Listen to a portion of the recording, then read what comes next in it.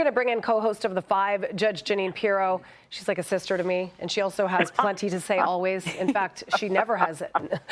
She never has enough time to get it all in. So now you've got plenty of time on this show. So what do you think? I know you're not surprised. I know you're not shocked, but you've spent years talking about this. So what's your take? Well, I think it's kind of ironic that you've got Joe Biden saying that, calling out the media for mistreating his son. I think everyone needs to step back for a minute. And as he attacks everyone for, his son's wrongdoing, we have to recognize that it was his own Department of Justice that indicted his son. But they indicted his son after leaving the highest earning years of money that he made when he was working with some of these foreign countries, so he wouldn't have to pay back so much, but more importantly, so it wouldn't tie in Joe Biden, as it clearly was evidenced by a lot of the emails and information we found out. So that's the number one thing. I think we have to recognize if Joe Biden's complaining, it's his own Department of Justice who did him a solid with that initial fake deal that couldn't pass muster with a federal judge. And then, he ends up getting a real sweet deal in any event. So, and for those prosecutors who say they would never prosecute these kinds of cases, I wholeheartedly disagree. They do. You don't look at a federal statute and say, gee, they wrote the law, but, he's a good guy. He's not a good guy. He had the gun when he was showing himself off, unclothed, which that's a moral issue and not a legal one, but with the drugs and the hookers, which kind of adds to it. But more importantly, the idea that people don't go to prison for a tax evasion is kind of crazy. They do all the time. And finally, I think that, with this whole thing about the pardon, this pardon, remember, is before the sentence, before he served his term. And Americans need to understand that a lot of people get pardons after they've, served their time, paid their debt to society. That's very different from here. The guy doesn't even get sentenced. Nothing really happens. And it's like, okay. And I believe, by the way, there's no way he was going to not pardon his son.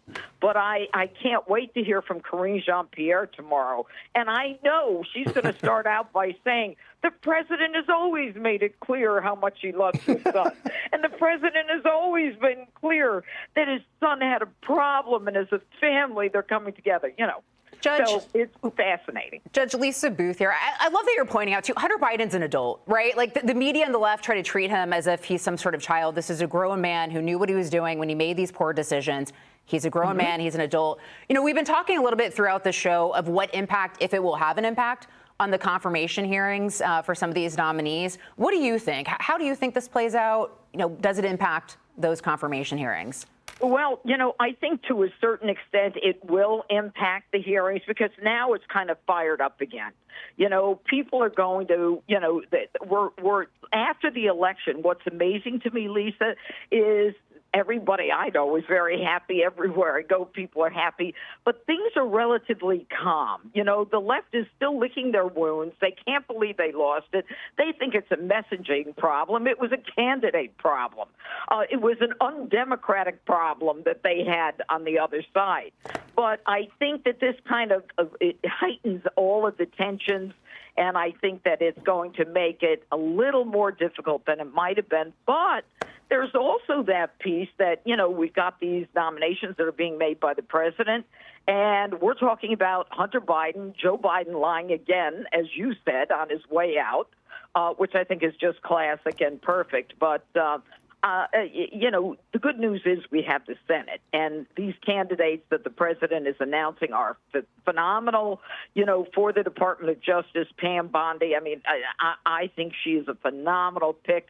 Yeah. I think she knows exactly what she's going to do, and I don't think there's any way that she doesn't get through the nomination process. Can we just talk about the irony of the fact that Kash Patel was just basically named, the nominee for running the FBI? And at the same time, you've got Hunter Biden, who's just been pardoned by his father. I mean, the irony is rich. And then if you think about the FBI's involvement in the Mar-a-Lago raid and the classified documents, which, by the way, there were also classified documents that were taken from Joe Biden's home in Delaware. When he was a senator, which is worse. It's crazy. And now he's, I mean, and I wonder, I don't know. What do you think? Do you think Donald Trump is going to let this go when he takes the White House? Is he going to, or is he going to spend the next 4 years trying to, prosecute Joe Biden the way that the Biden administration tried to prosecute and did prosecute Donald Trump? Well, if history is any indication, if you recall when Donald Trump went in 2017, he said, I'm not going to indict Hillary when they had her left to right on the classified emails.